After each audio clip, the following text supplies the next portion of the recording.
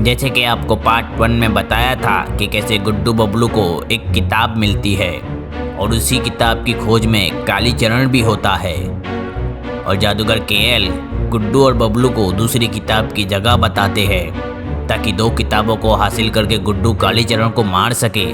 लेकिन रास्ते में ही कालीचरण हमला करके बबलू को उठा के ले जाता है। अब हम जानते हैं आगे की स्टोरी। गुड्डू ने सोचा, बबलू को तो कालीचरण ले गया, लेकिन मैं अपने मकसद से भटक नहीं सकता। और फिर गुड्डू गाड़ी लेकर खौफनाक पहाड़ी की तरफ जाता है। वहीं सड़क पे उसे एक बाबा मिलते हैं। गुड्डू उस बाबा से पूछता है, बाबा, ये खतरनाक पहाड़ी यहाँ से कितनी दूर है?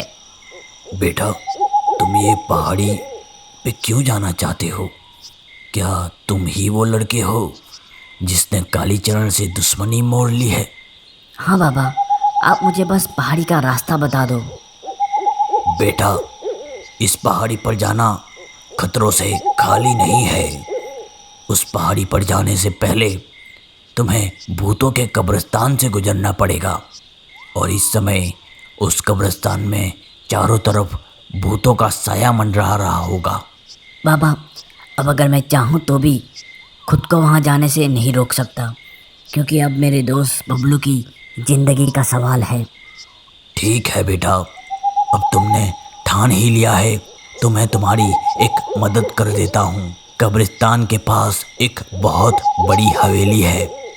उस हवेली में एक राख है जो अगर तुम भूतों पे डाल दोगे तो वो भूत अपने आप जलकर खाक हो जाएंगे। ठीक है, तो बाबा मैं वो राख उस हवेली में से लेकर जाऊंगा। लेकिन बेटे, वहाँ उस हवेली में एक भेड़िया है इंसान के रूप में। तुम्हें उससे सामना करना पड़ेगा। कोई बात नहीं बाबा, मेरे पास एक हथियार है, मैं उसका सामना कर सकता हूँ। तुम्हारी ये हिम्मत की मैं दाद देता हूँ और मैं तुम्हारी मदद करना चाहता हूँ। चलो, मैं तुम्हारे साथ उस हवेली के बाहर खड़ा रहता हूँ। शुक्रिया बाबा।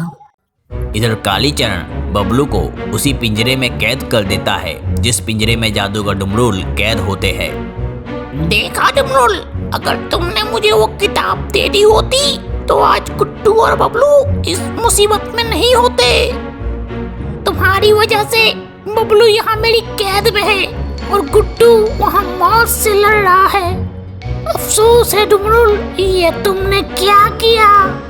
कालीचरण, बुराई चाहे कितनी भी ताकतवर क्यों ना हो, अच्छाई के सामने वो हारती ही है। और तुम्हें भी ये डर सता रहा है कि कहीं गुड्डू तुम्हारा खात्मा ना कर दे। चुप हो जाओ। जैसे ही मेरे पास तीनों किताबें आई, मैं तुम दोनों को यहीं इसी जगह खत्म कर दूंगा। तुम हमें मार तो सकते हो, लेकिन इस दुनिया से अच्छाई को खत्म नहीं कर सकते कालीचरण।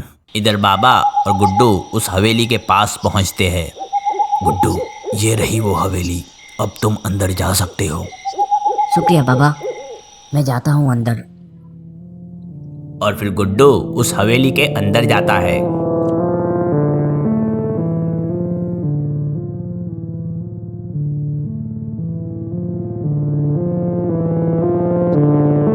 हवेली में जैसे ही गुड्डू ऊपर जाता है, वहां पर उसे वो राख दिखती है।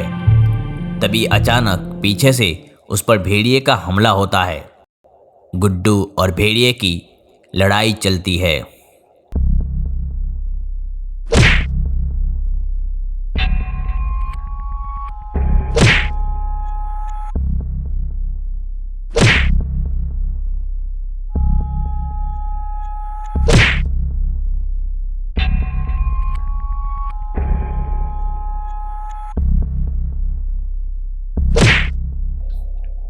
और फिर धीरे से गुड्डू वो हथियार निकालता है जो उसको उस किताब ने दिया था और उस भेड़िए को मारता है। वो भेड़िया वहीं पर गिर जाता है। वो भेड़िया रोते हुए गुड्डू को कहता है, मेहरबानी करके ये राख यहाँ से मत ले जाओ। मैं भी तुम्हारी तरह एक इंसान हूँ। अगर तुम ये राख यहाँ से ले गए तो मैं मर जाऊंगा। ये राख का और तुम्हारा मरने का क्या कनेक्शन है? मुझे कालीचरण ने इस हवेली में एक भेड़िया बनाकर बंदी कर लिया और इस राख में मेरी जान को कैद कर लिया। अगर ये राख इस हवेली से बाहर जाएगी तो मैं मर जाऊंगा। मेरे दोस्त, मैं तुम्हारी जज्बातों को समझ सकता हूँ, लेकिन अगर मैं ये राख यहाँ से नहीं ले गया तो मैं भूतों के कब्रिस्तान को क्रॉस नहीं कर पाऊँगा और भयानक हवेली पर नहीं जा पाऊँगा। मेरा जाना बहुत ज़रूरी है। अगर मैं नहीं गया तो कालीचरण कितने निर्दोषों को मार देगा और पूरी दुनिया को तहस नहस कर देगा और फिर इस दुनिया पर राज करेगा और बुराई हमेशा के लिए जीत जाएगी। तुम सही कह रहे हो। अगर मेरे अकेले की जान से पूरी इंसानियत बच सकती है तो जाओ, ले जाओ इस राख को। माफ करना दोस्त। गुड्डू जैसे ही उस हवेली से बाहर निकलता है वो भेड़िया वापस इंसान बन जाता है और वो ये देखकर बहुत ही खुश हो जाता है और वो बाहर आकर गुड्डू को कहता है, रुको, तुम्हारी वजह से मैं वापस इंसान बन गया। कालीचरण ने मेरे साथ बस ये एक खेल खेला था ताकि मैं इस राख की रखवाली कर सकूं। तुम्हारा बहुत बहुत शुक्रिया। मेरा शुक्रिया मत करो दोस्त। इंसान जब भी अपने डर को पीछे रखकर आगे बढ़ता है तो वो सफल हो ही जाता है। वाह बेटे, मैं तुम्हारी इस अच्छाई का दीवाना हो गया और अब तो मैं भी तुम्हारी मदद करने के लिए उस पहाड़ी पे आऊँगा। बाबा और गुड्डू उस कब्रिस्तान की तरफ जाने लगते हैं। कब्रिस्तान में जैसे ही गुड्डू और बाबा एंटर होते हैं वहाँ पर अजीब अजीब आवाज़ें आती है।